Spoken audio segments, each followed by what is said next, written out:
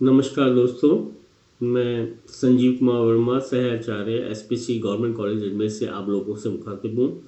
हम बायोज्योग्राफी के कई पॉइंट्स या कई टॉपिक्स के बारे में पहले चर्चा कर चुके हैं। जैव भू रासायनिक चक्र के बारे में हम पिछली कुछ कक्षाओं में चर्चा कर चुके हैं। उसी को हम आगे बढ़ाते हुए आप आज गैसीय चक्र की एक और जो चक्र है उसके बारे में चर्चा करेंगे, जिसे हम कहते हैं नाइट्रोजन चक्र या नाइट्रोजन साइकिल्स। नाइट्रोजन सजीवों के लिए एक आवश्यक तत्व है। जीवों में प्रोटीन के निर्माण में अमीनो एसिड की आवश्यकता होती है और नाइट्रोजन अमीनो एसिड का ही एक आवश्यक भाग है।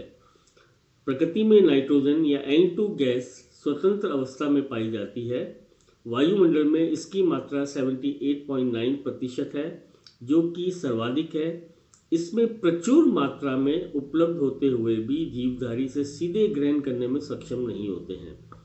कुछ जीवाणु एवं नीले हरे शैवाल ही वायुमंडलीय नाइट्रोजन का सीधा उपयोग कर पाते हैं।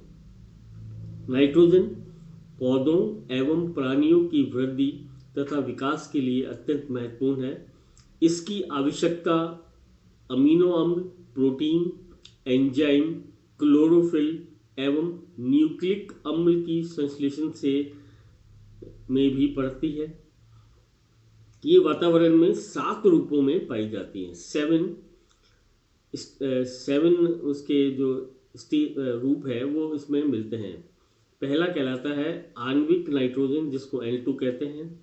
नाइट्रोजन के oxide, nitrous oxide N2O, nitric oxide NO, nitrogen peroxide NO2 तथा हाइड्रोजन नाइट्रोजन यौगिक अमीनो NH, अमोनिया NH3 तथा नाइट्रिक एसिड HNO2 आदि हैं। पौधों तथा प्राणियों के संवर्धन के लिए नाइट्रोजन की यौगिक के रूप में आवश्यकता होती है। प्रकृति में नाइट्रोजन चक्र की प्रक्रिया अत्यंत जटिल है, जो कि निम्न चरणों में पूर्ण होती है।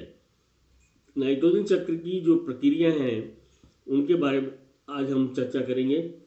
पहला है नाइट्रोजन फिक्सिंग या वायुमंडलीय नाइट्रोजन का स्थिरीकरण। वातावरण की मुक्त नाइट्रोजन को सीधे ग्रहण करने की क्षमता कुछ जीवों में ही होती है। वायुमंडलीय नाइट्रोजन का विभिन्न रूपों में मिट्टी में स्थानांतरण नाइट्रोजन का स्थिरीकरण या यौगिकीकरण कहलाता है। इसका अमोनिया नाइट्रेट या अमीनो एसिड के रूप में स्थानांतरण 2 प्रकार से होता है। पहला है त्वरित विसर्जन तथा जैविक क्रिया द्वारा। जब बादलों में बिजली चमकती है या बिजली गिरती है तो नाइट्रोजन के विभिन्न ऑक्साइड का निर्माण होता है। ये ऑक्साइड वर्षा जल के साथ मृदा में पहुंच जाते हैं।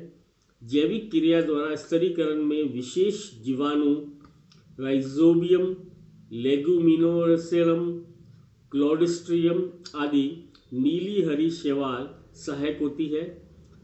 दलहनी पौधों की विशेष ग्रंथित जड़ों में पाए जाने वाले सहजीवी जीवाणु तथा बड़े वृक्षों की जड़ों में सहजीवन व्यतीत करने वाले फफूंद भी वायुमंडलीय नाइट्रोजन का स्थिरीकरण या यौगिकीकरण करते हैं। इस प्रकार मृदा को वायुमंडलीय नाइट्रोजन वर्षा जल, बिजली गिरने तथा नाइट्रोजन स्थिरीकरण जीवाणुओं से प्राप्त होती है। मानव निर्मित नाइट्रोजन खास से मृदा में कृत्रिम रूप से नाइट्रोजन का स्थिरीकरण होता है या किया जाता है। दूसरा जो स्टेज है, दूसरा जो चरण है नाइट्रोजन का, वो कहलाता है नाइट्रोजन का आत्मसातकरण या एसिमिलेशन ऑफ नाइट्रोजन।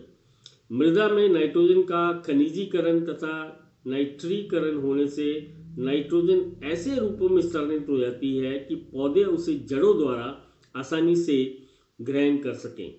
प्रकृति में स्थिरीकरण नाइट्रोजन को हरे पादप मृदा से मुख्यतः नाइट्रेट, नाइट्राइट्स एवं अमोनिया के रूप में अवशोषित करते हैं। पौधों में जाकर नाइट्रेट का प्रोटीन जैसे जटिल यौगिकों में स्थानांतरण हो जाता है। जब शाकाहारी प्राणी पौधों का भक्षण करते हैं तो पौधों के प्रोटीन प्राणियों में जाकर जंतु प्रोटीन में बदल जाते हैं। तीसरा जो स्टेज है नाइट्रोजन चक्र का, वो कहलाता है नाइट्रोजन का अमोनीकरण, अमोनिफिकेशन ऑफ नाइट्रोजन। पेड़ पौधों एवं जंतुओं के मृत भाग तथा जंतुओं द्वारा मलमूत्र के रूप में उत्सर्जित पदार्थों पर बहुत से सूक्ष्म जीव क्रिया करते हैं। ये सूक्ष्म जीव कार्बनिक पदार्थों को अपनी जैविक आवश्यकता हेतु ग्रहण करते हैं तथा अमोनिया का निष्कासन करते हैं। ये प्रक्रिया अमोनीकरण कहलाती है। चौथी जो स्टेज है वो कहलाती है अमोनिया का नाइट्रीकरण या नाइट्रिफिकेशन। अमोनिया के नाइट्रेट में रूपांतरण की प्रक्रिया नाइट्रीकरण कहलाती है। जल एवं मृदा में पाए जाने वाले कुछ सूक्ष्म जीव अमोनिया को नाइट्रेट में बदल देते हैं। नाइट्राइट से नाइट्रेट में परिवर्तन की क्रिया भी बहुत से सूक्ष्म जीवों द्वारा संपन्न की जाती है। पांचवी जो स्टेज है वो कहलाती है डेंट्रीफिकेशन या विनाइट्रीकरण। अमोनिया एवं नाइट्रेट को सूक्ष्म जीवों द्वारा मुक्त नाइट्रोजन में बदलने की क्रिया ही विनाइट्रीकरण कहलाती है। मृदा में कुछ जीवाणु तथा कवक ऐसे होते हैं जो अपनी जैविक क्रियाओं के लिए नाइट्रेट के अपघटन से ऊर्जा प्राप्त करते हैं। इस प्रकार मुक्त हुई नाइट्रोजन गैसीय रूप में पुनः वायुमंडल में पहुंच जाती है। अभी तक हमने चर्चा करी नाइट्रोजन चक्र के बारे में। अब हम थोड़ा सा ऑक्सीजन चक्र के बारे में भी पढ़ेंगे। जीवन के लिए आवश्यक तत्व होने के कारण ऑक्सीजन को प्राणवायु भी कहते हैं। ये वातावरण में मुक्त गैसीय अवस्था में तथा जल में घुलित अवस्था में पाई जाती है। वायुमंडल में इसकी मात्रा 20.9% या 20.9% होती है। वायुमंडल के अतिरिक्त ऑक्सीजन की उपस्थिति जलमंडल में सर्वाधिक होती है। ये चट्टानों में ऑक्साइड व कार्बोनेट के रूप में मिलती है। समस्त जीवधारी श्वसन के लिए ऑक्सीजन पर ही निर्भर है। स्थलीय जीव सीधे वायुमंडल से तथा जलीय जीव इसे जल से प्राप्त करते हैं। पौधों को प्रकाश संश्लेषण की प्रक्रिया के दौरान ऑक्सीजन की आवश्यकता पड़ती है। जीव मंडल में ऑक्सीजन चक्र अत्यंत जटिल होता है क्योंकि ऑक्सीजन अनेक रासायनिक रूपों में विद्यमान होता है, यथा आणविक ऑक्सीजन O2, जल H2O, carbon dioxide CO2, oxide Fe2O3 और कार्बोनेट्स CaCO3 आदि। जलीय पारिस्थितिक तंत्र में हरे पादप तथा सागरीय पारिस्थितिक तंत्र में पादप प्लांक्टन प्रकाश संश्लेषण की प्रक्रिया द्वारा ऑक्सीजन का निर्माण करते हैं। ज्वालामुखी उद्गार के समय निष्कासित गैसों तथा अवसादों के जमाव में भी ऑक्सीजन की कुछ मात्रा समाहित होती है। वायुमंडल तथा जलमंडल में उपस्थित ऑक्सीजन का उपयोग जीव जंतुओं द्वारा श्वसन में, खनिजों के ऑक्सीकरण में, लकड़ी व जीवाश्म ईंधन के दहन में होता है। कुछ ऑक्सीजन प्रकाश रासायनिक क्रियाओं द्वारा फोटोकेमिकल रिएक्शन द्वारा ओजोन O2 में रूपांतरित हो जाते हैं। अब हम बात करेंगे फास्फोरस चक्र की।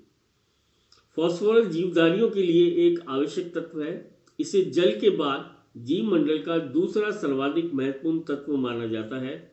ये समस्त जैविक क्रियाओं में होने वाले ऊर्जा के अंदर परिवर्तन हेतु अति आवश्यक पोषक तत्व है। पौधे एवं प्राणी वातावरण से फास्फोरस ग्रहण करते हैं। ये ऐसा आवश्यक रासायनिक तत्व है जिसकी गैसीय अवस्था में स्थिति अल्पकाल के लिए ही होती है। ये अवसादी अवस्था में दीर्घकाल तक बना रहता है। पृथ्वी पर इसका प्रमुख स्रोत फॉस्फेट शैलें हैं जिनका वितरण कुछ क्षेत्रों तक ही सीमित है। इनके अपक्षय व अपरदन से फास्फोरस मृदा में मिलता है और ये मृदा में phosphate, calcium phosphate, fluorapatite, iron phosphate एवं एल्यूमिनियम फॉस्फेट के रूप में रहता है। वायुमंडल में फास्फोरस बहुत कम मात्रा में तथा अस्थायी रूप में धूल कणों एवं लवण कणों के रूप में रहता है। फास्फोरस का चक्र अन्य जैव भू रासायनिक चक्रों की तुलना में अति मंद गति से संपादित होता है। स्थलीय भागों से फास्फोरस प्रवाही जल के साथ सागरों में पहुंचता है और तली में निक्षेपित होता रहता है। सागरों से बहुत न्यून मात्रा में भी फास्फोरस वापस स्थल तक पहुंच पाता है।